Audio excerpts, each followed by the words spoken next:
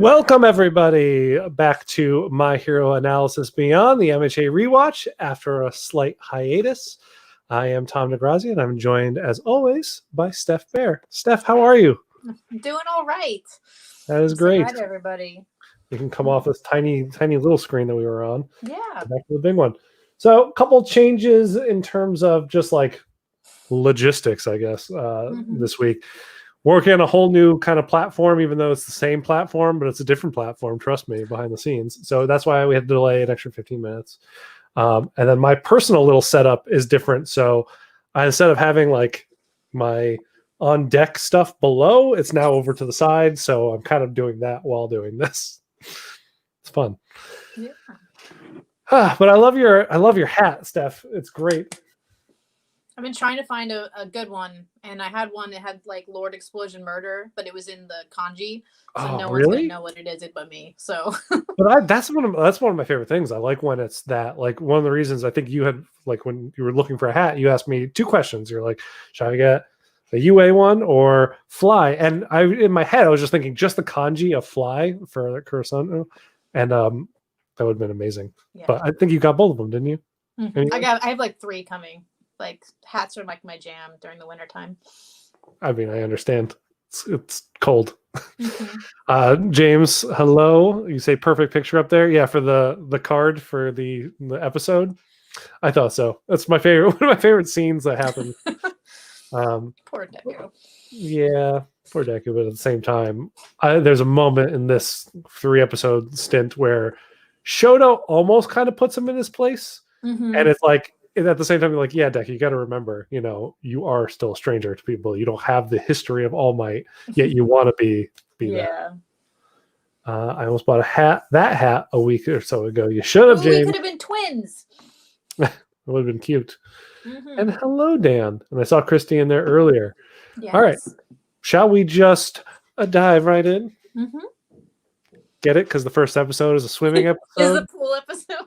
I know, terrible. Sorry. I'm not sorry. I didn't know if this was a new intro or not, and I have a feeling that it's just been so long that I didn't realize. This is the same one that they had in season 2. But they introduced a new one for the second episode of this stint that I think we'll see again. That's talking more about the villains. But this one is one that we've had before. Okay. Because I think these first couple images are like the intro song. Because I couldn't. Yeah, which I don't know about you. This is one of my favorites. I mean, I love them all, but I think of my top 2, this would be my second. And the only reason why it's like it doesn't take number 1 is because I have all of the songs. I have all like the MP3s or whatever they sell on iTunes for like the actual songs, and this one is so heavily edited for the actual intro. And I prefer the intro so much more over the real song. Yeah. But, whatever. This is Dan's favorite intro song. I get it. It's a great one. I still like the one for the tournament. That one's still my favorite. That one, I believe, is my number 1 favorite, and this one would be my second. But one of the things that's great about that intro, again, though, is that they allude to the stuff that's happening this season without spoiling anything, which is like a hallmark of a lot of animes, to be like, here's everything that you're about to watch for the next like 50 episodes, but we'll give it to you condensed within 80 seconds. But this one, it's like, if you watch and you're paying attention close enough and you know the story already, you're like, oh, they're alluding to this thing happening. And yeah, you'll see some characters pit off against each other. That happens, but there's like deeper meaning that they allude to during the intro that I really like. Yeah. But so I think we kind of this episode was like a recap of like everything that kind of went on, with a little bit of a pool adventure and thrown in there for right before they go to camp. But I really like the interaction with the villains in this very beginning part, because it just kind of shows them planning and kind of what's going on their side of the fence too. Yep. Which it's kind of nice. It's like 2 different stories going on at the same time.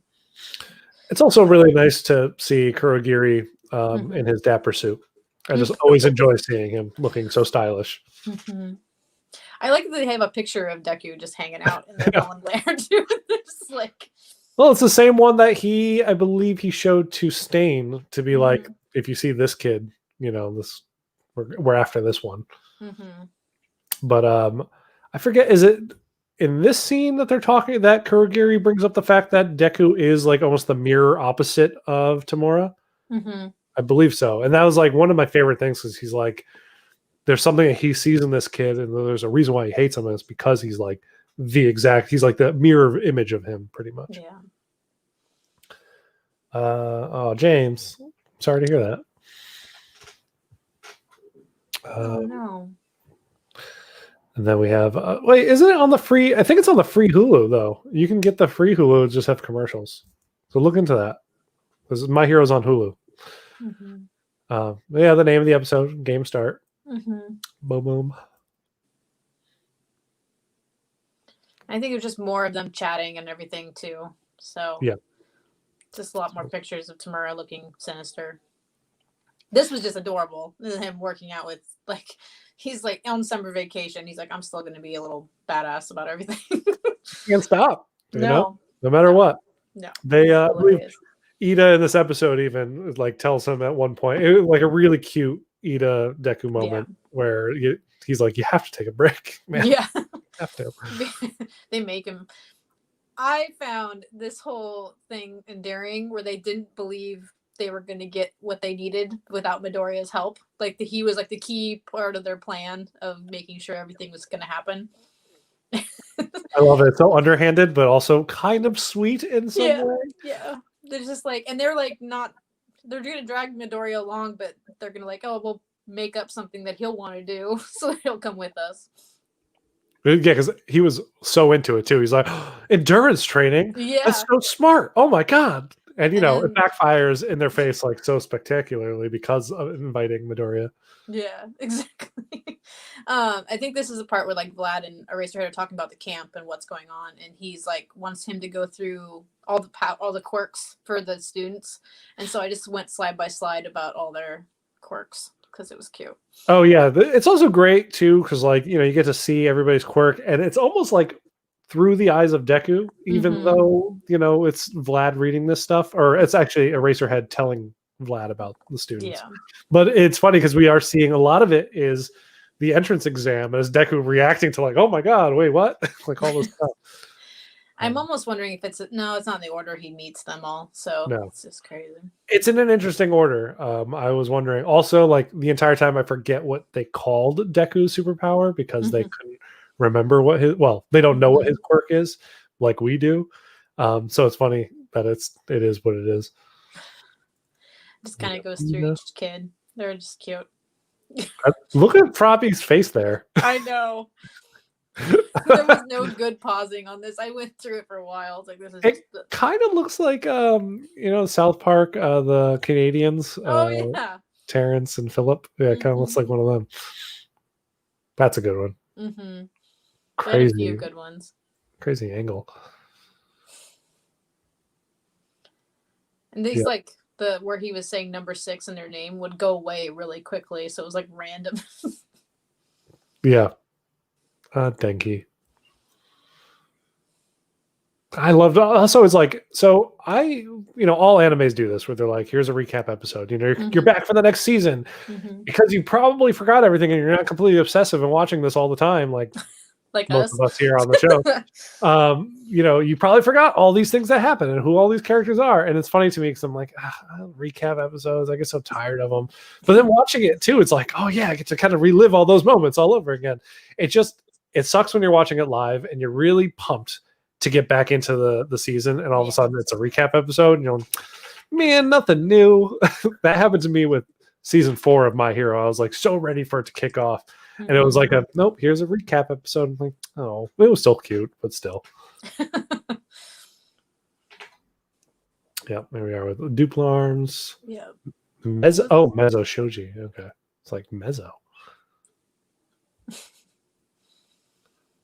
Zero. A lot of them from like the tournament, yeah. Yep. And then just what? Like, what are you gonna show her doing? Yeah, superpower. Yep. It's funny because they don't understand. They don't know. No. And as we know, One for All is way more in depth that even we'll learn in this season. Pop-Off. It's so fun. It's his power being called Pop-Off too, along with them calling him the living embodiment of lust. Yeah. In this set of episodes, the quirk name Pop-Off just sounds so oddly sexual too. It's just like, I don't know, everything about him is just lewd. He's great. I enjoyed him in these last few episodes. He was very on point. Yep, I agree. Momo. Okay.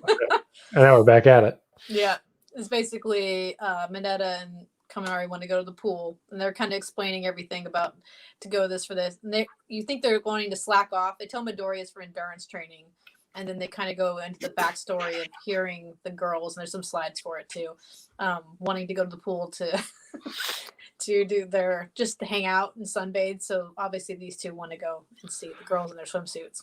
Now, this is the first episode. Remind me if this is. This is a question. I'm phrasing this as I know it as a fact, but it's not. It's a question. Is this the first episode that we see these two with this kind of bond of like lusting after the women together? Because this is like becomes an ongoing thing, but I don't remember it happening just from doing the show in season 2. I feel like this is kind of like the kickoff of it, but I can't remember. I think they had like moments, but nothing like both together at the same time. Right. Yeah. Because like this kind of carries into the first movie where we see them vacationing together to kind of do the same thing. So it's like they kind of found kindred spirits, as it were, in one another. This is like my favorite face ever because they can't go anywhere for summer vacation because everyone's worried about them getting kidnapped or something by the League of Villains. And Momo's like, well, I was supposed to go to Venice with my parents. And poor Chaco's like, oh my God. Like she can even imagine going to Disneyland probably with her family. I feel like also with Ochako, like this is her Animal Crossing face. Like she looks like a villager right now. It's really funny. Dan says to the Denki and Grape Juice. Oh my God, why did I brain fart in his name? That he also thinks that it was like the first time we kind of seen it to this level. Their broship, whatever. And this is just her getting excited because they can't do any other kind of vacationing together. And so she's like saying, hey, let's just go to the pool all together, all the girls, and then hang out. So that was something fun for them. And then his ears perking up. Like, look how huge it is. Yeah. And it was like, they had like his eyes like, oh my God, this is perfect. I actually don't believe that Pop-Off like is describing his little balls that pop off of his head. I think it is just his entire being. Yeah, there you go. Then they get to the pool and Mineta's like, not Mineta, but Deku's told everybody because it's endurance training. He wants to train with everyone. As soon as they open the door, Ida is standing there, like being like, "What a great idea!" Yeah. And I love this whole time too. Ida's wearing his cap and goggles, but he never gets in the water. I don't think. He must. I feel like he must, even if we don't see it. Maybe I don't know. Maybe when they race, he races above the water, but I don't know. Oh, then they're in their school swimsuits. And I love Mineta's reaction to it was priceless too. Oh, this Denki, yeah. And then Mineta's like, I don't care. Like he's like, okay. Yeah, he's glowing. He's pure now. Yes. Yeah. He's like, this is perfect. This is all he wanted. Denki, I don't know if you captured it. He's just like, you're pretty easy. Yeah. Oh, and then Ida tells him he's gonna make them work for endurance training. That's why they're there. I feel like Oyama had like 80 stomach aches in these 3 episodes too. I felt really bad for him. I wouldn't have felt bad for him. I mean, I didn't feel bad for him, but I don't know why he has a stomach ache there. Because they're doing endurance training, so I'm sure he was like using his laser out, going crazy. Yeah, true. And it's kind of like a flashback on everything going up to this point, and I think this is how Deku got into UA and everything like that. But I like this slide. So yeah, it's a great All Might slide. Yeah. MJ says IBS, and I believe that for Aoyama for sure. Probably. Oh, this is their little chat. Yep. Yeah, this is where basically Ida brought orange juice for everybody. They're like, hey, everybody take a break. And he busted out a cooler of orange juice. But we see in the background that Deku is still training because, Deku's Deku. He's always training pretty much. And Ida stops and is like, dude, you got to take a break too. And he brings him an orange juice and they have like this heart to heart, which is super sweet because it's also super sweet because it starts with Ida being like, when I first met you, I didn't like you. It's like I didn't expect you to be anything whatsoever. And it was great because he's like, but I quickly learned. Oh, getting a lot of text now. Oh, because he starts talking about how Deku has a lot of tenacity, and he's like, I think that's why Bakugo and I lost too, because they didn't continue on with everything. Yeah. And then Bakugo shows up for this point in time. Yep. It was all because I also love that it was Karishma who had to drag him here, and it was because Karishma. What did he say? Like he had a hard. He was late because 2 reasons, right? He had a hard time getting him there, but also he like misunderstood the time or something like that. I forget. Like I don't know. And I like how Deku just took the one where Bakugo was causing a problem. They're like, oh, that makes sense. Yeah. Why it'd take you so much longer to get here? Yeah. Yeah. Just apologize for him every time.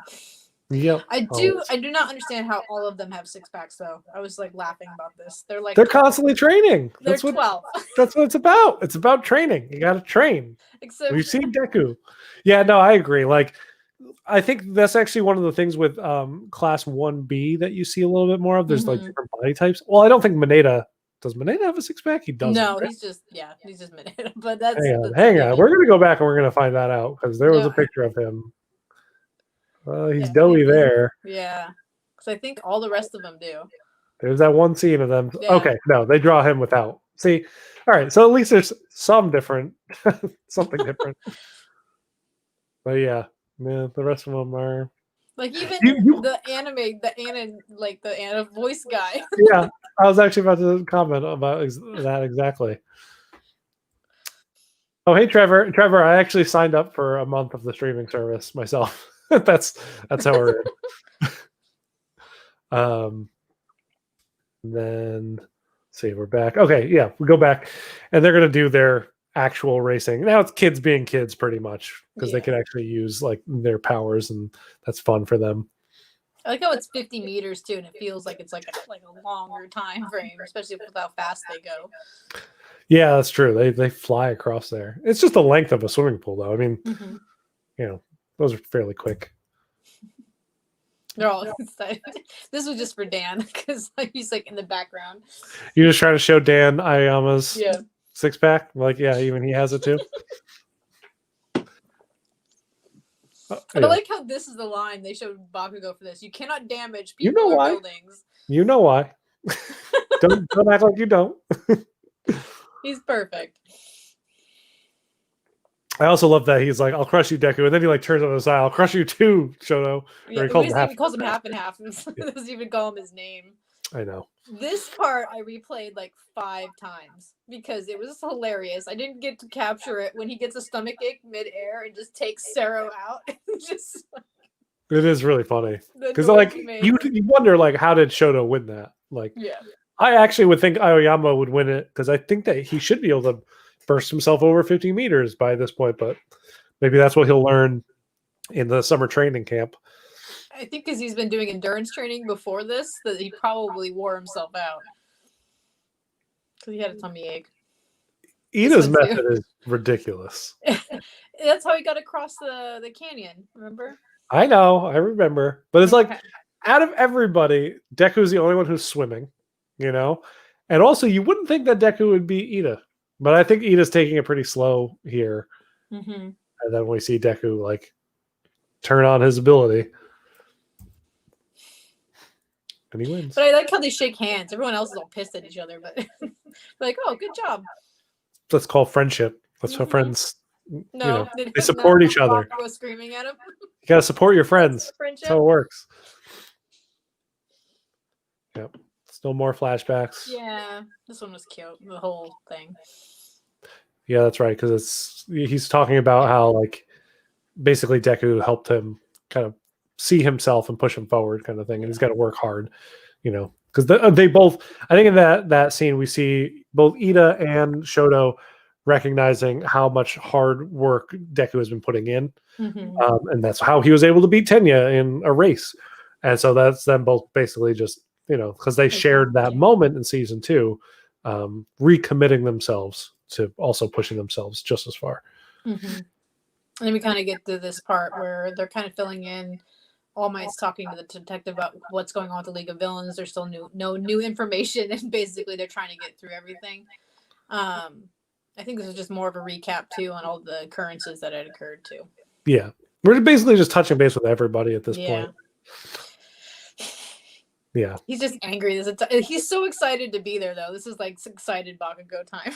Oh yeah, well he has a chance to compete in something against these kids again.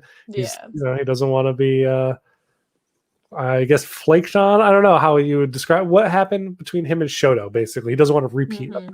And I think he mentions that too. He's like, "You better do your thing because I'm gonna be pissed off if you happen a second time where you just give up." Oh yeah, totally. But they go to race, and he erases their powers because it's 5 o'clock. It's the time for them to leave the pool. It's great too because it's like it's all been building to this. All the kids are on the starting line. Everybody's standing around the pool in like a circle, and then they're like literally about to take off. Everybody's like firing up their powers pretty much, and they jump into the air. And then as soon as their feet leave the pony, like the diving platforms, they just fall instantly into the water because they were all depending on their powers to basically propel them. But no, Aizawa shows up, shuts it down real quick. He's like, no, your pool time has ended. This was super cute because Kirishima, he was like talking about all this stuff, whatever. And Kirishima was like, aren't they your friends though? Deku and Shoto, your friends? He doesn't deny it. He just goes on. He's like, no matter who it is, I won't let them catch up to me. So it's almost like his own mind. He does see them as friends. It made me laugh. I was like, very nice. For sure. I love this too. Yeah, and the two of them bonding. Yeah, and I love the reasoning because All Might asks is like, why are you here? And we get a little flashback to their whole training thing, and he's like, well, this is where I started. And it was just like seeing Deku after he says that, just still staring forward, but All Might like looking down at him, just like so proud. That is a proud Papa Bear right there. He's just really happy. That's the end. Yep. It was great too. The end credits on the first half of this season have a lot of Horikoshi's actual like artwork for the episodes, which they've been posting on Instagram now. Whenever the episodes are like about to come out, and I just love seeing his key art for these scenes because his drawings are just so good. He's gotten so good too. I saw somebody posting pictures on Twitter of like, here is My Hero Academia from Volume 1, Deku, and like a couple of different characters. And it's like, and here is the latest chapter of these characters. And they look wildly different. And it's crazy because, reading from point 1 till now, I did not even realize that they looked so ridiculous back then. But if you go back, it's kind of almost jarring to see how different the art style was. I would think you get used to it too. Like you get used to drawing what the characters look like in your mind. Oh, totally. Yeah. You start finding, I think, Ochako has a little slightly rounder eyes to kind of go with the rounder face that he's been kind of denoting as part of her characteristics that other characters notice. I think like as you're feeling in the story, you're kind of redefining what those characters look like too in a sense because of their relationships with other people, like Deku's face continues to be super plain and simple even while his body gets super shredded. Yeah, I think it's endearing. At least for him. And the start of a new game. This is the end credits scene, right? Because each the first 2 of the 3 of these had end credits. And I think this is the scene. It's like the start. I think every episode was the villains too for the end credits. Yep. I think it's leading off to what we end with in the 3rd episode. And I think this is probably the last scene for this episode. Yes. So, favorite moment for this episode? Yeah. Oh, it's a recap. Yeah, but you even said yourself like you love this pool episode. There's a lot of because it's fun, but it's like I don't think it's a favorite moment. The whole episode is like adorable in its own way. I think Ida's whole entire personality for the pool, like just being there and being like he almost seems like he's like more natural than he is like doing his like hand waving and ordering people around. Which we'll see some of like the craziest of it in the next episode, trying to direct people to the bus. I really liked. So actually, first off, I totally forgot when they show up at the pool and Ida's there. I forgot all the scars he got from last season, and they're all in full effect. His entire arm is like all scratched up. And I was like, oh shit, that's right. Ida got all banged up. He got stabbed multiple times. Yeah. But for me, it was definitely like Ida again. Also, him basically acknowledging, how much he appreciates the friendship with Deku, and just seeing the kids kind of just act amongst each other. All of these kids. James says it needs more toga. Here you go. I have toga right next to me. See, little toga. Toga coming up. MJ says mine was a scene with almond gut and oh my. He like drops it down below. Because if I kept reading that, like almond gut and Deku at the ocean, it was really special to me. I'm like, yes, almond guts are always special to me. That was good. All Might and Deku. Yes, that was very special. I like that moment a lot too. That was really funny. Yes, Dan says Kaminari's One Punch Man face. I thought that exact same thing. Every time Kaminari goes into like his yay face, it's very One Punch Man. Yep. So, all right, let's jump into the next episode. If you have more favorite moments, let us know, and we will bring it up. Christy says we need more toga and almond gut. Yep, almond gut's my favorite. That's going to be something that sticks. Perfect. I know. I didn't realize how much Class B was in this episode either until I rewatched it. I was like, oh my gosh, there's so much. Yeah. And like now knowing some of the characters, I'm like rewatching it was actually pretty endearing. It was cute. So I just love every time you see Monoma, a chop to the back of the head is coming at any second. And I love that. It's like my favorite thing. It's like he will be such a prick until all of a sudden he's just knocked out unconscious. And she's just like, sorry for him. He's an idiot. And then like drags him somewhere. It's great. He's just intense. And this is when Mineta realizes that there's going to be more girls for him too. Well, it's after a slow motion, I think, of all the girls running towards the bus and all the skirts flowing in the air. Because I think, does 1B have the same ratio guys to girls? Or I think more girls, right? I think they have more girls, yeah. Yeah. So I think he's very happy about that. The drool is apparent. Yeah, maybe. I love this because this is like Aizawa turns around to tell them something. I think he's like trying to tell them when the next bathroom break is, which I find relevant for like later on. But it's just like none of them are paying any attention to him. Actually, he never says the word bathroom break. He says we're stopping in an hour. Yeah. So one character takes that as a bathroom break, but all he said was we're stopping in an hour, and he turned around and he sees this. And yeah, it's great because he's like, well, kids are going to be kids, I guess. Well, it's like they needed their time to be who they are. But I like that you get all their personalities in one frame. Like, it's like literally like perfect. Some aren't really acting their characters. I see Mineta back there not being disgusting. No, but Oyama's doing his thing. I also really love, like, again, I'm trying not to talk about future stuff, but we see a lot of Froppy and Ochako in this 3-episode set, even them together, and like they work so well together, and it's great because they're budding a friendship that can turn into become a working professional thing later on down the line, and their power set really complements each other like really well in ways that you don't realize until you start seeing them use it, and you're like, oh damn, you guys are an amazing team. And it's just, I love seeing them together now. Anytime I see them together, I get really happy. And Ida James. Yelling. God damn it, James. Now that's what I'm thinking about. Oh, no. Go back. It's the right adult reaction. Yeah, this reminds me of me when my kids are in the back seat. I'm like, oh.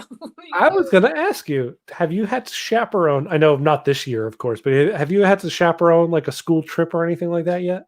My daughter's had little kids come over for sleepovers. Like when little girls ages 9 or 10 in the same room is absolutely insanity. But you haven't had to do like an entire class of them plus boys yet.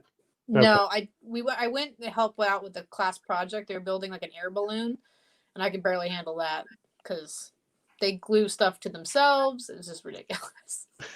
It's gonna be a lot of fun though. At the same time, I don't know. Oh yeah, no, it's kids great. are chaos, right? Yeah, and it's easier when you know the kids too. Especially my daughter. I'm like, you have to stay there and be good because everyone else is insane. So yeah, that's great. Mm-hmm. Wild Pussycats, which I will say the key art for this episode I was going to use when all 4 of the Pussycats are together. Yeah. But I mean, you can't go wrong with Deku getting punched in the nards. Especially Ida's reaction to that is my favorite thing. Oh my gosh. Yeah, they're talking about this. Yes. Where's the bathroom? I felt bad for him in this entire thing. Like, you shouldn't. No. He doesn't even feel bad for himself. He just is upset that his pants are wet. I like Deku's reaction to them being there more than anything else because he's so excited that he gets to meet more heroes. It is great because he is such a fanboy of all the heroes. Yeah. My favorite thing though is like they do this elaborate intro thing, and the whole time Coda is just standing there like, "Are you guys serious? Like for real?" And like they even put him above the splash. Like these lines are like animated and coming out, and usually anything else that's not part of it is behind the animated splash. But no, they put Coda in front so we could see his reaction of what's going on. It's like it's priceless.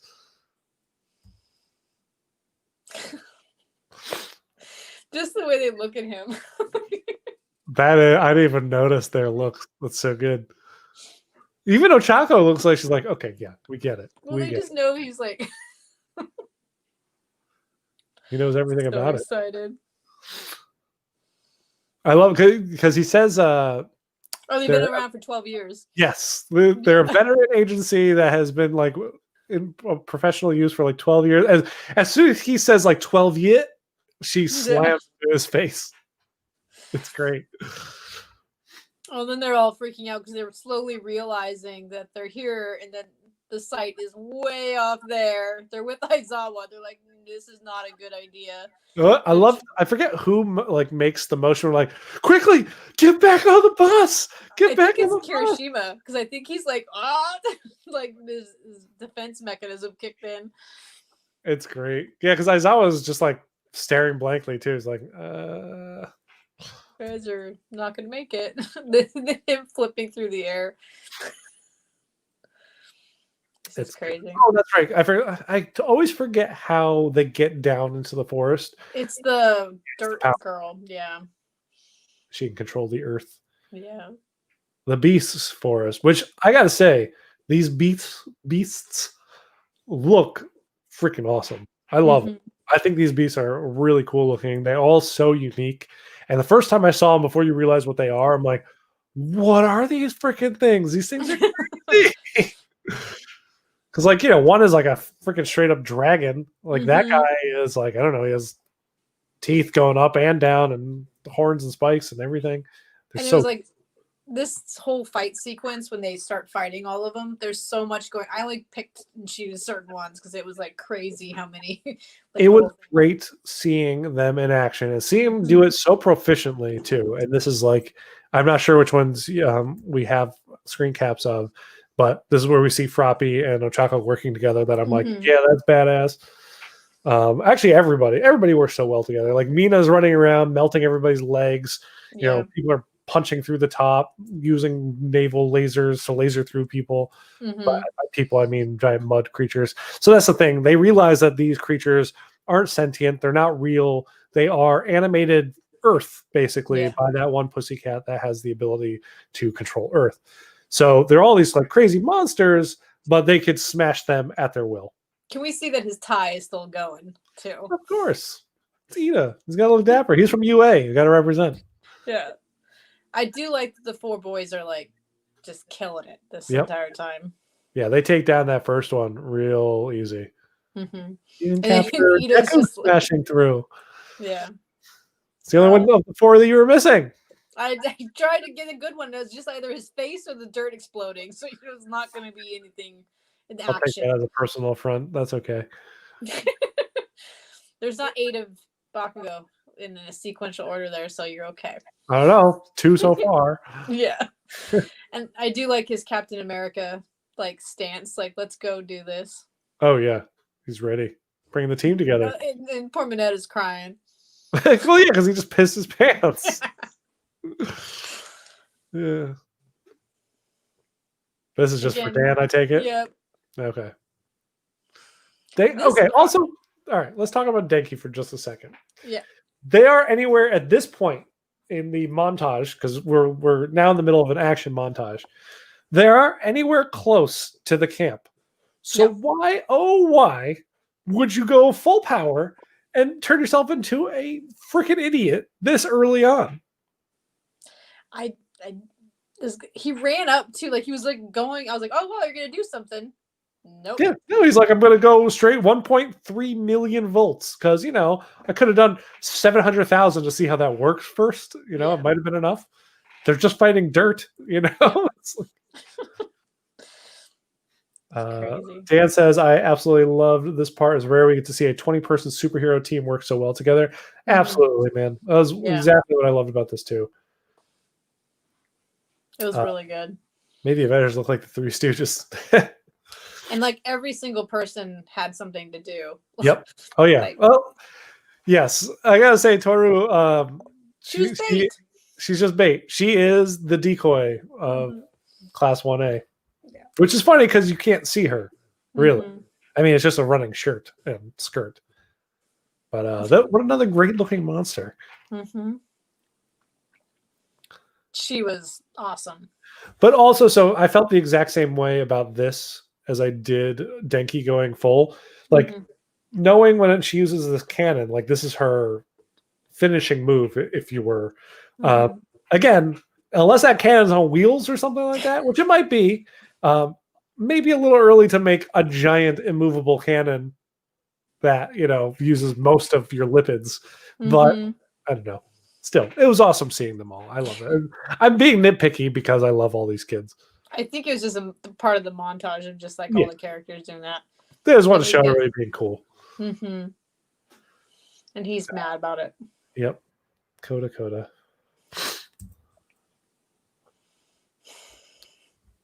And it's like 5:20, so they were out there for 8 hours, something crazy. Yeah, because they got there at 9 something, right? Because they said like, oh no, it's 9, because they're like 3 hours. You should get there by noon or something like that. Yeah. Which they reveal as that's the Pussycats' time for getting it from point A to point B, and they're pro heroes and have been pro heroes for 12 years. Yeah. And they expected the kids to be like twice as long as they actually ended up being. So, you know, they didn't expect them there pretty much this early. But I love that she singles out the 4 of them being like, you guys were all great, but especially you 4. Yeah. They're amazing. Oh, I like how he's like, he questions her about, by the way, about age. Who does this kid belong to that's been randomly here for this entire time? Well, it's funny because this is one of those things where it's like Aizawa is talking with, I don't know any of the Pussycats' names by like actual names, so I'm apologizing. But oh wait, actually I do, because this is Koda's aunt. It's like something Mela or Camilla, or do you remember her name? Oh my god! Right? It's like something around there. It's like Melania or something like that. It's definitely not Melania, but it's like no, but it's like it begins with an M. Yeah, it's on the tip of my tongue and it's gonna kill me unless we have a screenshot of it. Yeah, I don't think so. Mandalay. Something is it Mandalay? It's something like that. It's like I think it is Mandalay. Yeah. All right, so we'll just go with Mandalay, and if we're incredibly wrong, by all means, blast us in the comments. I don't care. Somebody Google it real quick. Yeah, there you go. So Aizawa looks over at Mandalay because she is being really animated about praising the kids or whatever, and is kind of acting like kind of motherly. And he's like, has she always been this way? And I think Mandalay is like, well, a little bit, but it's really because now she's the suitable age, is what she says. And that's when Deku comes in and be like, oh, speaking of suitable age, and then she freaking pounces on him so quick because she does not want him to say whatever's about to come out of his mouth next. Yeah. But it had nothing to do with that, really, because he really just wants to know who Coda is. Yeah. Which he asks like some of the most ridiculous questions sometimes, like it really shouldn't have been asked, but it's whatever. I mean, I guess it's kind of interesting to you wonder if maybe he's on the team, right? Maybe. Yeah. Who knows? Secret hero he doesn't know about. Yeah. I think that's the place that it comes from, right? Yes. And there's today's key art because Deku wants to say hi. Yeah, he's trying to introduce himself. Coda's like, no. I love the ghost of him that's left. I know. And then Ida just like rushes over. You brute of a nephew. And he's like, he says another one. I didn't capture it. When he's talking about Deku's scrotum? Yeah. I was like, whoa. I was shocked. Actually, I do wonder, and I know James wasn't able to watch these episodes. I was going to say, I know James watches the dub. I was wondering what word they use instead of scrotum, or if they use scrotum. And I love that Bakugo, like the next one, I think is him. Precocious brat. Like he's like okay with the kid. Yeah, he's like, I like that kid. He's like, I see a lot of myself in that kid. Yeah, well, that's what I think Todoroki says, and he gets mad at him. And then I think this is later on, they're just getting back there. They get to eat finally. Like 8 hours fighting monsters and not eating is crazy. Yep. Teenagers. And they're talking about the boys' dorms and the girls' dorms or tents or whatever they're sleeping in. I forget. And the sizes of them. And that's what this line revolves to. Dan, I shake my head at the... Shaking my head. So good. Rises. His mouth in this. Look at his teeth. I know. I love that his instant reaction after eating the rice is like, was this made in the clay pot? Like, I can taste it. It's so good. And then they go to the bath scene. And this is Mineta basically proclaiming that he's found his true calling. Yeah.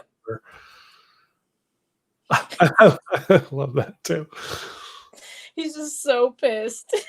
He has found nirvana in himself. Because they can hear the other side, and so he's just ready. Yep, he's like, no, this is what I'm here for. This is my moment to shine. Yeah. That's I like how he high fives him too. That's what he does to knock him down. He just high fives him. High fives him backwards. Yeah. You need to learn about being human. That's what he tells him before you do anything else. It's great too, because like, Koda's trying to be really helpful and keep this pervert away from the girls, and the girls thank him, and Koda turns around and he sees what Mineta was hoping to see. Yeah. And he got like kind of like terrified by it, I guess, and like he didn't embarrassed. Super embarrassed, and he trips and he falls backwards over the wall and passes out. And Mandalay reveals later that she thinks he passes out because of fear falling. Yeah. And then we see Deku jump to action and cradle his precious little head. I love that he catches him by the head. Yeah. I love that line. I heard from Eraso there was an embodiment of lust among the boys. Yeah.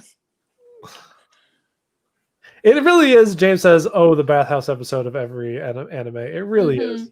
Just watching, anytime Naruto, they go to the bathhouses, it's the same thing. All right, so when Mineta is talking to the boys, does anyone notice Sato goes from standing to sitting down in the water as he's talking in detail about the girls on the other side? Yeah, he does. No. Oh. The sugar guy. Got it. Wow. I have to imitate it. I like that Kirishima is just blush-tastic too, because he's like I gotta rewatch that scene then. I wasn't noticing. Yeah. Oh, Dan, you have to. What do you say? It hasn't caught up for me. Oh, yes, we get it, Dan. We get it. Yeah. All right. Moving on. Yeah. I liked that this whole scene too. Deku's like talking to her, and he's just in like his towel too. I'm like, go get some clothes on and come back and talk to this poor lady. Like, just enough to cover his balls, like just enough. Like that is it. Like there's this is ridiculous. And like this scene, the way how it's like framed too, like I feel like this is a porno. Like I don't know, it's like perfectly cut in the right ways. It's like it's terrible. It's supposed to be like this deep like conversation too, because they're trying to talk about all this stuff with Coda, and I'm like, they can put clothes on and come back and talk to this lady, please. Okay, all of a sudden my mail just opened up over the stream. That's great, cool. Hey, Mariana. Wait, I don't get it. Says James. Wait, what's he? Oh, Jesus, you guys. Okay, no, we're continuing on. Yeah, we're not going to acknowledge that right now. All right. And then you see more people come, and I'm just like, oh my gosh. But whatever. Yeah. So we were learning about Coda's parents. What happened to Coda's parents? They were in action. It's a really serious story, which it's funny that it's juxtaposed against Deku basically being naked in the room. But basically Coda lost his parents because they were heroes and they saved the town, and it made it kind of worse for Coda as the parents got a lot of praise basically for saving the town and everything like that. Dying line of duty, yeah. Right, which he was too young to understand. Like, his entire world was taken from him, said. So he can't understand the good that they did, and like how to a hero, that is the death that you hope to achieve, right? Is you hope to go out saving people. And they saved people. Like that's why, they got lauded for it. In the public eye, they were like not lauded, the opposite, applauded, I guess. But yeah, so we're learning why Coda doesn't like heroes or people with quirks for that matter. That's what you learn later on. It's not just heroes in general. It's the whole superhero society and the way things are looked at. And I think that's like a common theme on how it falls, because I think Deku remembers Tamura is saying that he doesn't acknowledge All Might always smiling all the time, like he's always saving everybody. He thinks that it's overly optimistic because there's going to be people that are hurting and suffering too. Yep. And he sees that this hurts kids and everything else too. So it's also him figuring out. It's weird that that's Australia, right? Over there to the right? It looks like Australia. Right? But why? Aren't they in Japan? Like, do they somehow fly all the way to Australia for this? Like, I don't know. I was just wondering. Maybe they like Australia. Who knows? I don't know. Yeah. So we're being a child, barely aware of what's around them. He couldn't understand, basically. The way he said mama and papa, too, like, I was like, I had to stop it for a little bit. I'm like, this poor little guy. Yep. I know. And you kind of see it breaking in him throughout the course of these episodes. Yeah. And then we go to the next morning, because the second day of training, Aizawa gives Bakugo the baseball again to like throw and see how far they're going to do. And he tells him, he's like, this is your record for when you started UA. He's like, he wants him. And everybody thinks he's going to be so amazing because they've been 3 months of training and everything else that's going on. Oh, okay. I saw the green as land on the map. All right. I think we're learning that it's a lake. That makes a lot more sense color-wise. Good job, guys. Unless it's Okinawa, like Mariana says, but maybe not. I don't know. Beats me. Hey, unsolved mysteries. We'll leave it unsolved. It's fine. But yeah, I like this because you would expect they'd improve, but by how much is the question? Well, physically, he yells "Go to hell" too when he throws it, and it's I think 4 meters more or something crazy. And then Aizawa explains that they're mentally and technically better, but they're not physically stronger, or their quirks are not stronger. Well, yeah, I like that he does say that they are definitely mentally more prepared and technically more proficient in this heroing stuff. It's just they've worked on the fundamentals, but they haven't been training their actual muscles basically yet, and that's what this whole week is about. And he's so excited to be I love that. killing them off. Back to back is like, what a great scene, like them all getting prepped for it, and then him just like, but try not to actually die. Yeah. I love He was Aizawa. super. I think. Is this the end credit scene? Yeah, I think this is when they're getting ready to move out too. Yep. We learn that they've been all given new gear, basically provided to them by the broker who was also in the end credits of the previous episode. Yeah. He helped get them all together, and he brought in a couple new fresh faces that we haven't met yet. You know, some that we'll get to know a little bit more. Some we won't.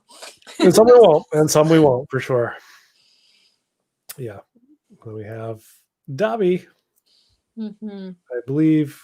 And this is the next episode. Okay. So that's it for that episode. And favorite moments?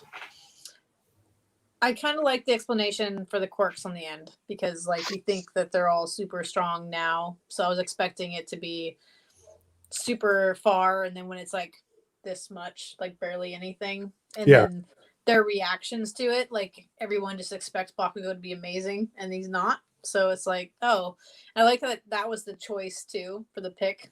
They're like, he's number one for the tournaments and everything. They want to show that that's what's going to happen. Got to pick the cream of the crop. Like, it doesn't matter. Like, at this point, we might be following Midoriya and anybody else, but to the teachers and everybody else that's looking on from the outside, you know, Bakugo is still number one, right? Like, he's top of the class. He has the best numbers. You know, he's proficient. I think he was higher than Deku even in the written stuff. So yeah, so that's why. Makes sense. But I did like the dragon with. Do you just see when Saro taped his wings and he like fell? No, I didn't. That was one of my favorite parts. But yes, I did. You're talking about when they're fighting the mud creatures. Yeah, the all of the students against the mud creatures was my favorite moment. I just love seeing them all get to cut loose together, and seeing him like tape up the wings and whatnot was awesome. Seeing them all just doing something was great. Like, we even got to see Sugar Rush take down some people, and the Anna Voice guy called a bunch of birds. Yeah, it's like birds. Like, like, oh, dude, go fuck yourself. I'm not like getting in front of these monsters for this.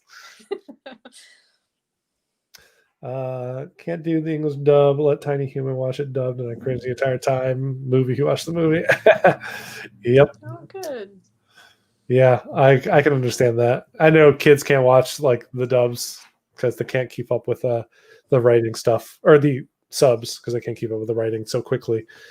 You know, until they're over a certain age. I don't know. I was say my daughter watches them now. Like, okay, so she just started the manga. She's on like number 3, I think. That's great. 3. Yeah, so then we're gonna start watching it. So she's super excited. Your kids are older than my nephew, is who I'm basing everything I know about children around my nephew, which, you know, so he's not that old yet. So I was reading to him. We were playing Mega Man over Thanksgiving, and I had to read to him all the screens because he couldn't like keep up with the speed.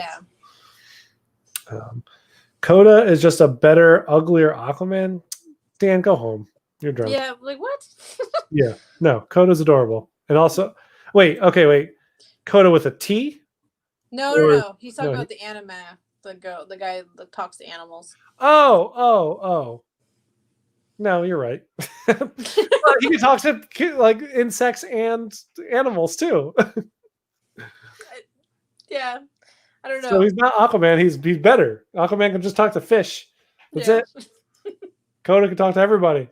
It's just a better. He's not even uglier than Aquaman, though. Well, I mean, he has the face of a tree or something. I don't know what is. Is he supposed to be like? No, that's not what anteaters look like. I have no idea what he's supposed to be. But sorry. Anyway, let's get into our final episode of the evening. Landuman. Right, a better, uglier Aquaman. Why do we have to bring aesthetics into this? Jeez, I know. So rude. Speaking of these poor guys, the dude with a glue head. Yeah, I think they're talking because Vlad was telling them they're moving on to go to this, but they didn't wake up early enough. I can't remember like the exact context of this. I don't remember how they got there late either. Yeah, they were yelling at them because they weren't good enough to be with Class A, so they're like behind the curve right now. Yep. I also love the one dude who talks in manga Yeah. speech balloons. What a very weird concept of a power, because that's not like, most, I would imagine most powers are like physical or, manifestation of like some kind of animal ability or something natural in the world, right? But manga is something that's like created by people, and it's like it's an art of a person that isn't. I don't know. It's just a very strange power. It's a very strange power. It's very unique. Yeah, yeah. In the scheme of things, I just wonder how it happens. Look at Deku's head. Wait, why are we looking at Deku's head? What's wrong with Deku's head? About beauty in the eye of the beholder, but it's all right.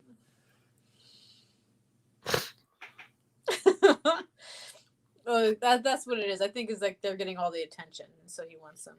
Yeah, Vlad wants some attention. Manga is going to make no sense to people. A little speech bubble. What do you mean by that, man? Speaking of dub manga, the manga is the name of the guy with the speech bubble head. I mean, I think if you're watching dub, you still have to understand that manga is a concept. Like even before I ever watched anything in subs or read manga myself, I knew what manga was. Like, I don't know. I also think like kids in the age of 2020 or whatever, like it's more prevalent in the vernacular that I think it's like more common.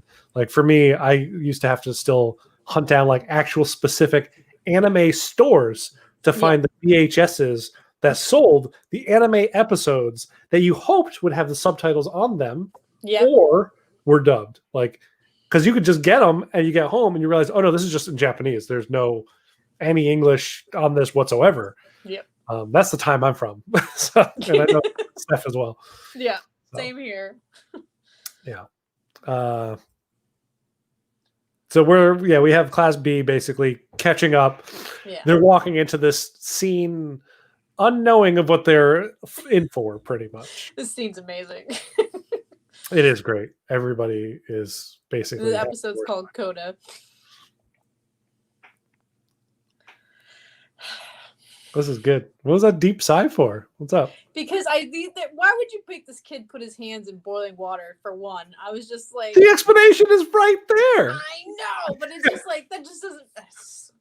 His hands also explode. I doubt heat. That is true.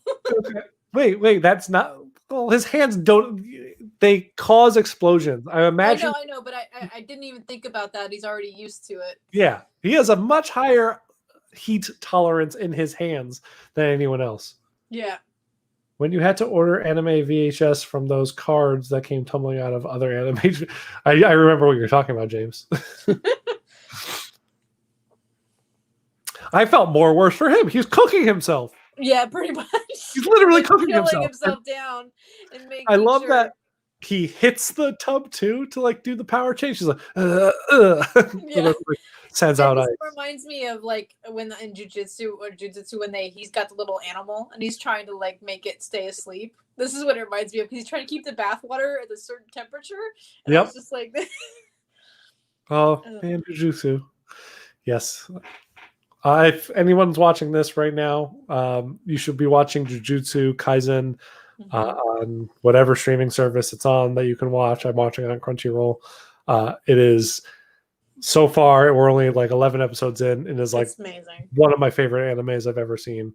And I'm going to. I know Mariana like actually reads the manga as well. I think after the season is done, I might dive into the manga, but we'll see. But it's so good. It's so good. Anyway, back to MAT. Yeah. I felt so bad for Sarah. He's screaming in agony. I know. I don't even want to know what it's like. It's gross. Like it probably feels awful. It's like he's yeah. Like his intestines coming out. I could not get a good hit on this one too. They did some like awesome action scenes with him fighting him, and I could not get the right motion. I think this looks good. Yeah, it was cool to see, just how everybody's training differently. And it's like you could see Sarah's tape going in the background. It's like we're kind of like running through everything right now too. Yeah. Oh my god. god. Well, what a great face. Like, where that eye is off his head, actually. Yeah, they just kept him at like the yay mode the entire day. Yep. I love that his training had a two-reason purpose. It's one to extend his range, but also to make him less shy. Yeah. They're Like, like it was really scream cute. all day. Yeah. And also, was Karishma even really training? Shouldn't he have been hitting walls? Well, you hope that. Oh God, what's the tail kid's name? Ojiro. You hope that Ojiro's like him hitting him with his tail is harder than Karishma hitting a wall.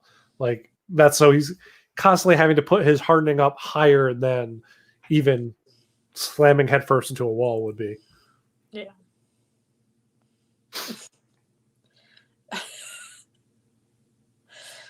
This is like, it just reminds me that him and Baku are just shooting this laser up into the sky, like just blow it. I wonder how many birds they killed. Oh, just so sad. Oh, that was a good drawing too. I like that. Yeah, his little face. I wish that we had volume for this, for like the screams that were coming out of this cave. Knowing what Dark Shadow does to him in Darkness too, it's like I felt so bad for him during this. And she's like spinning. She's tumbling down the mountain or something like that, like a ball. Yeah. She's always in zero gravity. I feel like that he does this anyways. Like he looked fine running around forever. They should have made him rip out his engines again. She looked effortless too. Like yeah, I think she normally does this too. Yeah, I feel like she doesn't actually need much training.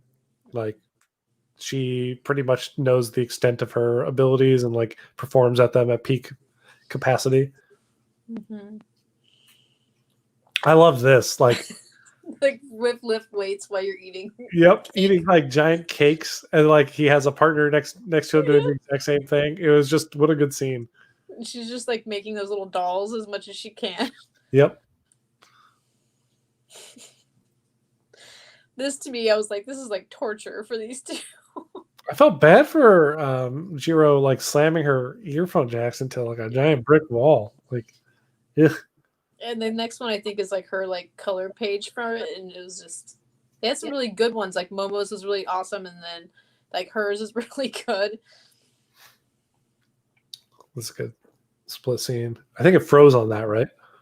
Mm-hmm. And then same thing with Mina's.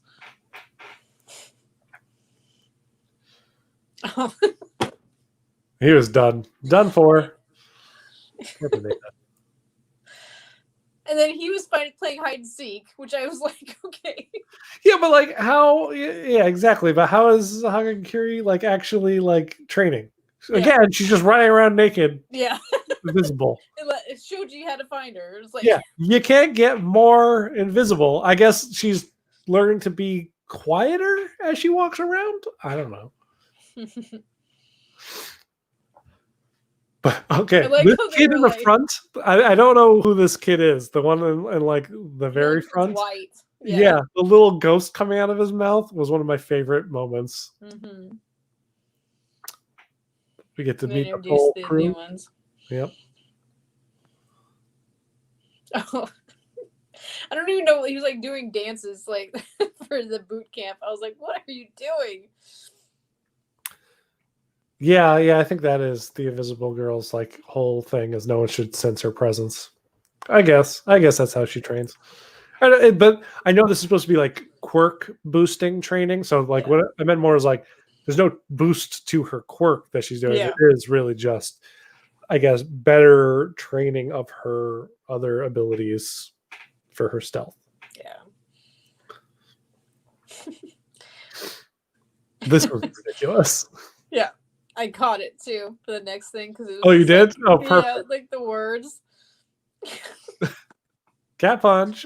Yeah, I was like, what?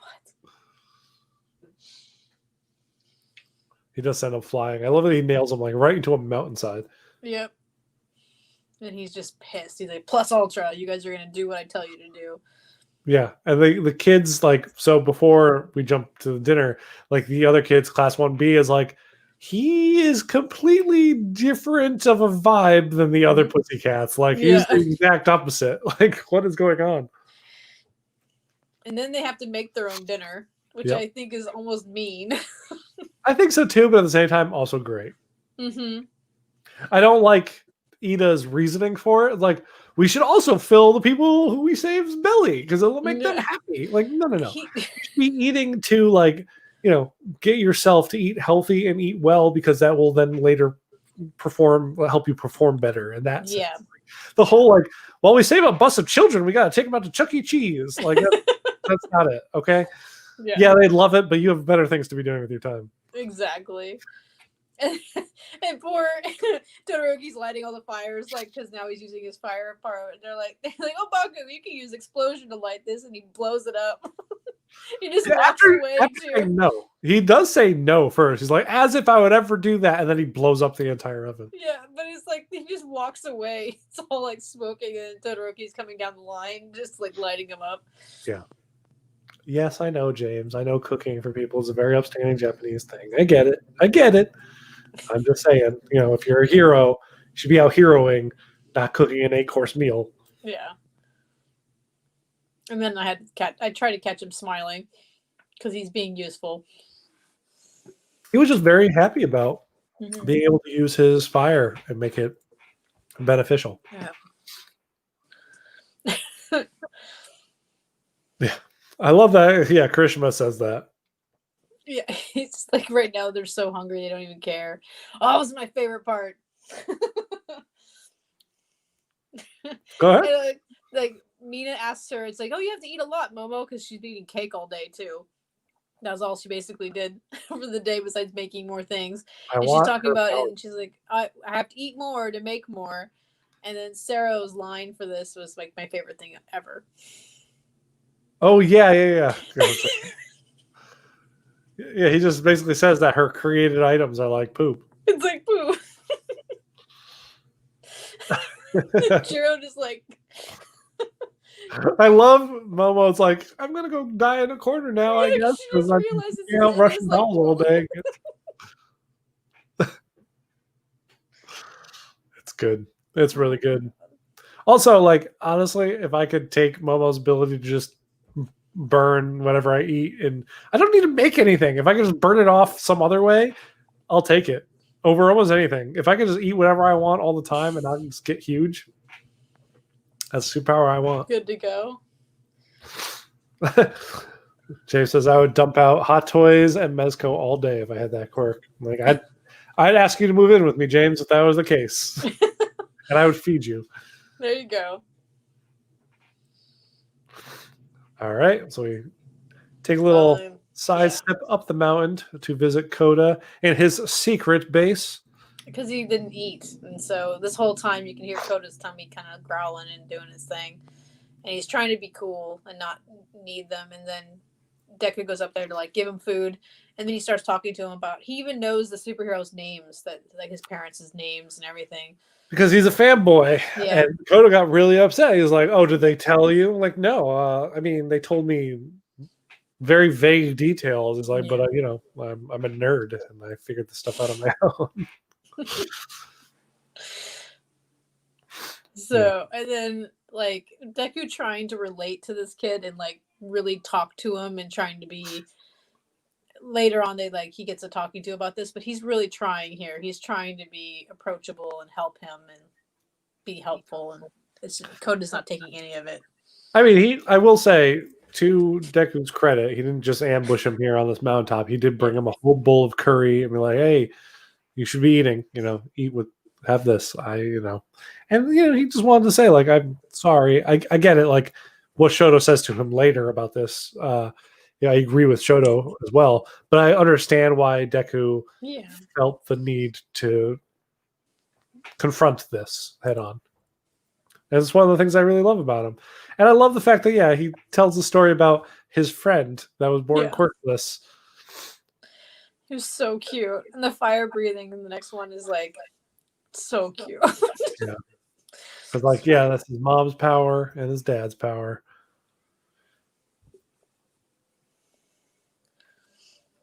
And then his mom holding him. I think I missed the slide there, but he's trying to think about it. But Coda tells him to go away, and then he leaves the curry there, and then Coda just basically tells him to shut up. And then we get to this point. Do we already know about the courage? Did I skip something? I feel like I skipped like a whole bunch. No, they're setting up. This is before they tell you about the running around the forest bullshit. Yeah. Okay. Yeah. We know that they're there, which, by the way, we should say, like, I think one of the underlying things is that, which they still haven't found out how, right? Like, there is someone feeding, the league the information, like this whole thing, like this whole training camp, like none of the teachers are there except for Aizawa and Vlad. So like, but only few of the upper teachers even knew where they were going. Like, so they're trying to like basically cut down the amount of like people that have this information, so there's less of a chance of this even happening. But somehow the villains know. And wait, hang on. My heart broke when he was doing telekinesis. Yes. She has returned. Yes, Toga is a part of the series, James. You don't have to get shocked every time she hops up on the show. Wait, is Toga an anti-masker? No, she doesn't like not being cute. She doesn't like her outfit. Yeah. She doesn't want to wear I think, honestly, if anything, she doesn't want to wear the backpack. Yeah, probably. Mariana says, Steph and I talked about this. What did you guys talk about? The leak. Like our theory on it. So who you think knows? I would like to hear it. You can hear it after we got live. Okay. So I don't want to give any spoilers away from the manga and stuff. Oh, okay, good point. Yeah, and then we get to see that there's a couple other extra villains there that we hadn't met before. So it's cool. I think this is the first time we see Spinner, right? So and the magnetic lady too. Yeah, Magni. No, wait. She has a very interesting name. I'm trying to think of what. Forget what it was, but all right. This was just. I'm trying to figure out who this other person is next to Deku because I'm like, I don't know who's that small. Oh, with her head like buried under pillows. Yeah, good question. Huh. Well, we know where Bakugo is. Who else would sleep like that? I don't know. I mean, like, I would say Karishima, but I don't think he's that small. I don't even think it's like a size thing, because if you think about the arms, they'd be about the same size as Deku, so it could probably be Kaminari. Because I feel like their butt is just high up in the air that it makes them look like they're small. I'm just thinking who would sleep like an idiot, and that would probably be Denki. Oh, you know what? It bet you it's Tokoyami because he's in the dark. That makes a lot of sense. But actually, Tokoyami shouldn't be in the dark. No. Because that's when Dark Shadow takes over. Yeah. That's in a safety pillow. Dan brings up a really good point. The safety pillow bubble. Like, who tied him up like that? Is this so he doesn't break into the girls' tent? I'm assuming everyone died like that. Yeah. Just maybe Ida. He looks like he's sleeping so soundly, though. Mm-hmm. I love how I don't know. I could stay on the scene for a while. I love how Bakugo is sleeping. Yeah, it's kind of how I sleep. Just spread out. Yep. Hey, I got a California king for me. I'm just like in the middle. Although Eli takes up way more of that bed than he should. He's small. I just like the way this looked, with him screaming into the distance. Yep. They are working off 5 hours of sleep. I feel so bad for the kids. Been there. That's like me every day, but I mean, I feel like it's harder as a kid to work off 5 hours of sleep, or maybe especially it's easier. After, like studying and then working all really, really hard. Yeah. Working to the verge of death, pretty much, and then studying. I like that Denki just drew Aizawa. Yeah. This is crazy. I like how they're always like in the background, like, oh no. Yep. Where I came from. It's just like he says you have to remember where you came from, and then I think him, Deku, and Todoroki talk about it. Yep.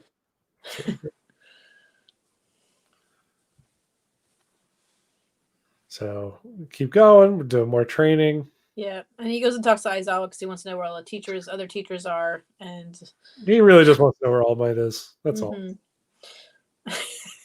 Revelry in the dark.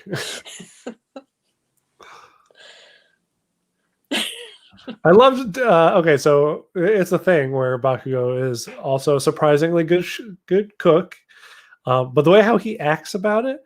Oh yeah, it's the next one. Yeah, he's just pissed. It's so good. Oh, he's like, "How can you be bad at using a knife?" I'm like, "It's pretty easy, there, fella." Yeah.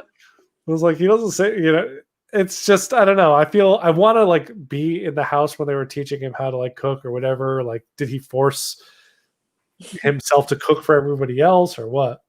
Maybe his mom just made him work at it. I don't know. Yeah, maybe.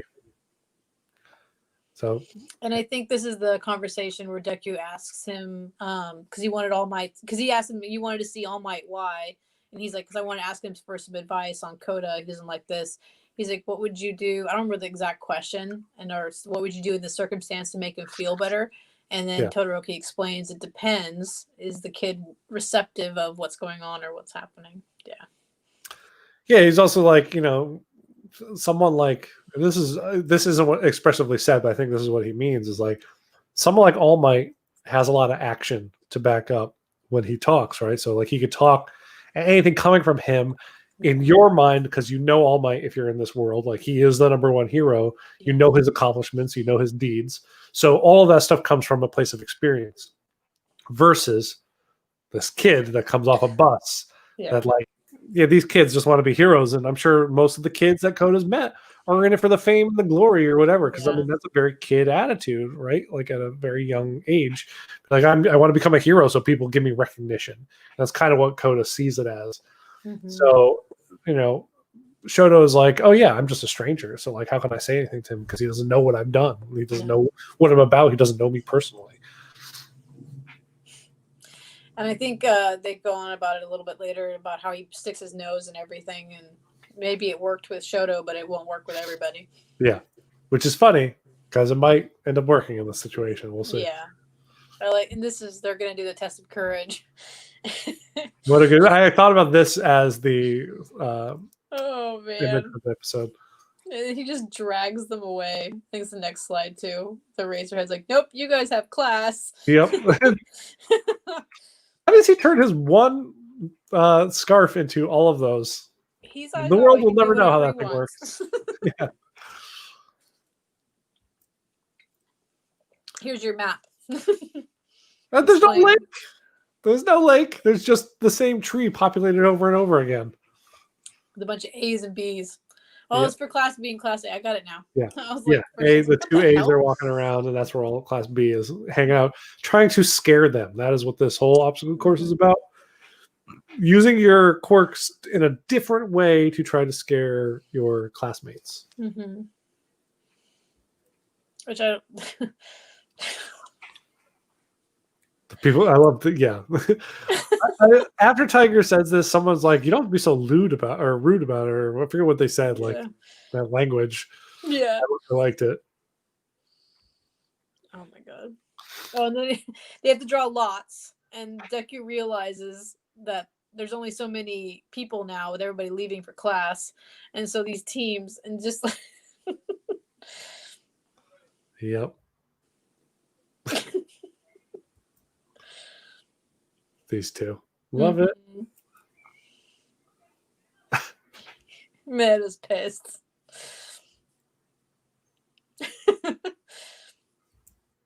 And then he realizes he's by himself. But oh yeah, no, that's right, because Bakugo wants to change with somebody, but it's just because he doesn't want to be with Shoto. Yeah, so, he's like pissed about being with Shoto. I believe that's a drawing like direct from the manga. Well, not direct, but similar. I think he says "Revelry in the Dark" again. Yeah, you got one line in there, buddy. And then like people are like super scared. I think Jiro is like screaming like this entire time, and like Ochako's like they're like really scared, and Froppy's like I'm not scared. You can hold my hand. It'll be okay. That's cute.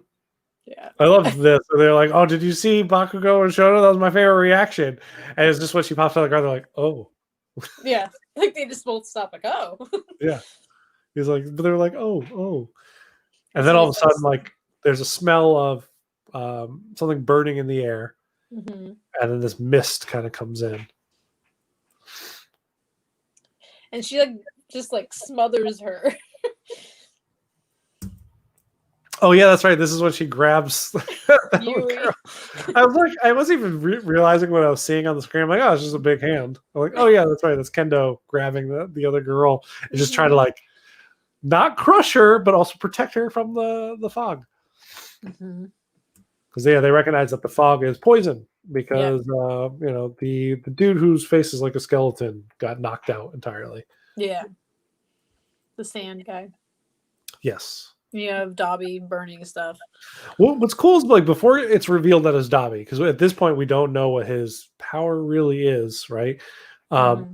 They zoom out to the main encampment where we see like, you know, the teachers and some of the students, and we see the smoke in the sky. They're like, oh, what's that black smoke?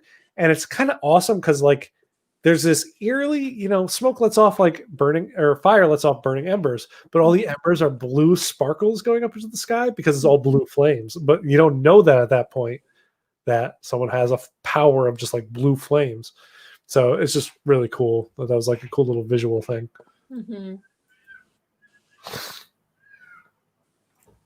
she gets pulled from the group. By how? We'll find out. This guy. I think it's just like introducing all the villain people for this part. Yep. We're seeing who's doing what, pretty much. There was the drawing of Toga in this was sinister. I loved it. Because she's watching Ochako and Froppy walk by. And she just has this like look of just like pure like sadism. It's just amazing. That's on top of what's her face's face. Like scrolls up to them. And then Deku realizes that Koda's up there, and I think that's where they end with a figure coming out from behind the rocks. Yep. A dark figure emerges onto the scene. Who is it? We'll find out next week. No, we all know who it is. I mean, this is a rewatch, right? Yeah. But you know, still, it's cool. I'm excited. I actually today when I sat down to watch the episodes, I broke out everything 3 episodes by 3 episodes to kind of see where we'll be stopping and starting. And I'm actually really glad we're doing with the 3 because the next 3 are going to be great together, and the following 3 will be good. It's like I think it works out really well until the last 4 episodes, to where either we have to do like all 4 at once or 2 and 2. But for right now, the 3 and 3, it's like it's right before the action kicks off, so I think it works really well. Who is the Big Lebowski villain with the big joint? The magnetic lady. Oh, yeah. We'll find out. That character sticks around, so you'll meet one of the better villains. Yeah, for a time, for sure. I was trying not to say that. Well, I mean, hey, you know, things happen. Don't know what happens. Another great villain. She's been hanging out with me. I love this little Mendo. She's so cute. She's really good. She is. I might try to shoot her tonight. We'll see. Maybe actually do some photography for the first time in like a month and a half. Right? Is it Lady Magni or is it just Magni? Mage? Yeah, something like that. I think it's Maj Mage. Mage. I think it's going to be Magni, like because it's a magnet, like Magni. Like I think it's like that. I completely forgot a lot of the characters. Yeah, that's because you're just focused on one, James. Yeah, that's what happens when you have keyhole vision. Yeah, like only liking the Bakugo moments in this episode. That happens. Hey, you know what? Everybody has their thing. For me, I like the touching moments with Deku because I really like Deku. So it's what it is. Yeah. Oh, so favorite moment of this episode? This episode was like it had a lot of stuff like randomly Yeah. sporadic kind of in it. I really like the training montage in like the beginning where they're like showing them all testing all their powers. Like it's neat to see them go to the next level and how that's going to work. So It's a great way that they thought of all of their powers, how to amplify them all. Like even though like their powers are very varied, and someone had to cook those cakes. I mean, clearly they said that the food is on par with Lunch Rush, whose quirk is making amazing food, I believe. Yeah. And it's like, holy crap, someone out there has the quirk, or not the quirk, just has the natural ability to be a good chef. And man, I want to have that cake. Are you kidding me? Yeah. That cake looks so good. Even though the poo part was one of my favorite things, I had to like pause it. I was laughing so hard. Yeah, So you said you fell off the nowhere. chair. Yeah. I forgot about that joke too, so it was surprising to me. By the way, Tom, is that an Iron Man 2 or 3 print? I have an Iron Man 2 print there. An Iron Man 3 print is in another room. I do have an Iron Man 3 print as well. This is Captain America and Iron Man 2 by Tyler Stout. But yeah, good set of episodes to return with. I think it'll be fun. We have a lot of action coming up in the next week. 3 episodes. Good stuff. So, and my favorite part of this episode. Oh yeah, I will throw it out there.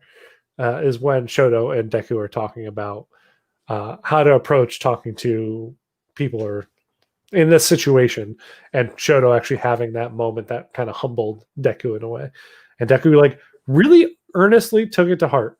Like it's hard to hear like criticism in a way that is pointed at you, but in a way of trying to help make you better. But he takes it so positively, and it's like, yeah, you're absolutely right. Like, oh, I didn't even think of that. And I think there's even like the end scene is him like just smiling and staring up at the sky. And I'm like, damn it, Deku, you're so good.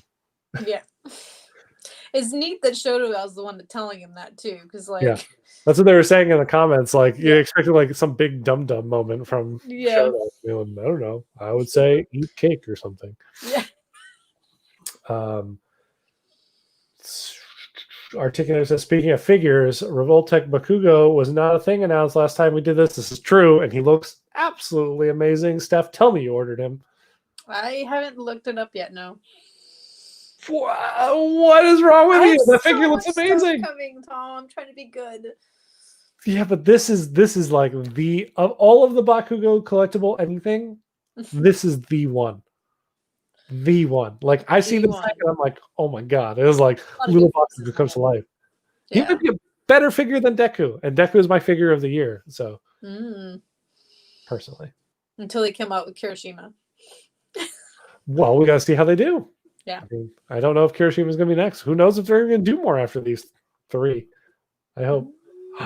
Look, you're getting blasted in the comments, Steph.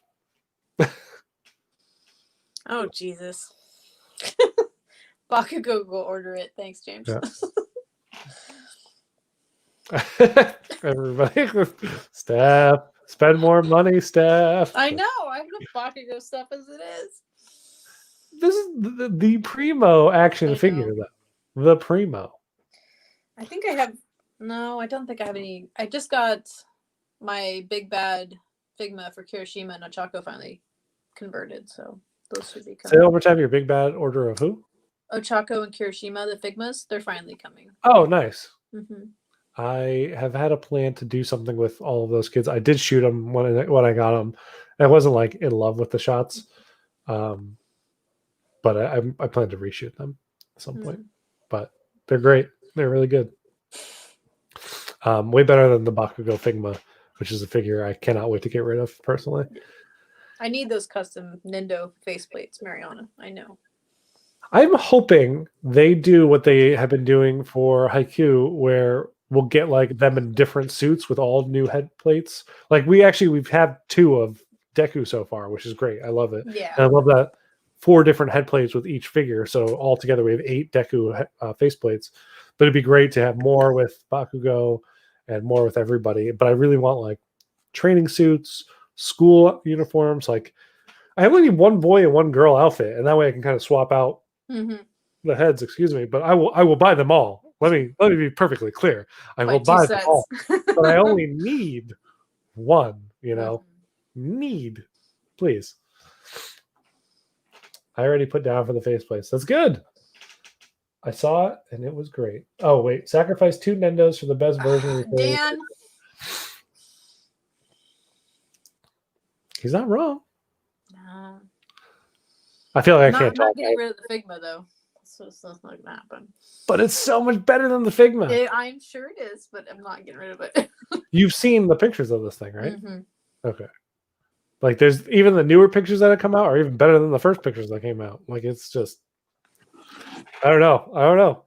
I don't know how that figure and the Revoltech All Might are of the same product, like the same company, like entirely different everything. I get that All Might's bigger, so they have to change some stuff, but it's like Bakugo looks so good. There's no weird cuts in it or anything like that, where All Might has like weird joint stuff going on. Maybe I don't know. I saw it. Oh yes, you're right, Dan. You did see my pictures of the kids. Sneaky. Yeah, I sent Dan a picture of something, and he saw all my like latest like 10 pictures were at the bottom, and they were all of the kids. But I could do better, I think. Anyway, all right, guys. Thank you for joining us back for the start of season 3. It was a quick one tonight. You did good. I know, shocking. Apologies we were late, but we're in it to win it, I guess. That's what people say, right? Yeah. Sure. I don't know. Yeah. I've been in isolation for way too long. I forget how to talk to people. I had a bunch of people at the grocery store today looking at me like, okay, kid. God, I have like gray hair now. But it's like, yeah. Yeah. Anyway. All right. I'm just going to end it. Things are getting weird. Bye, everybody. Bye. And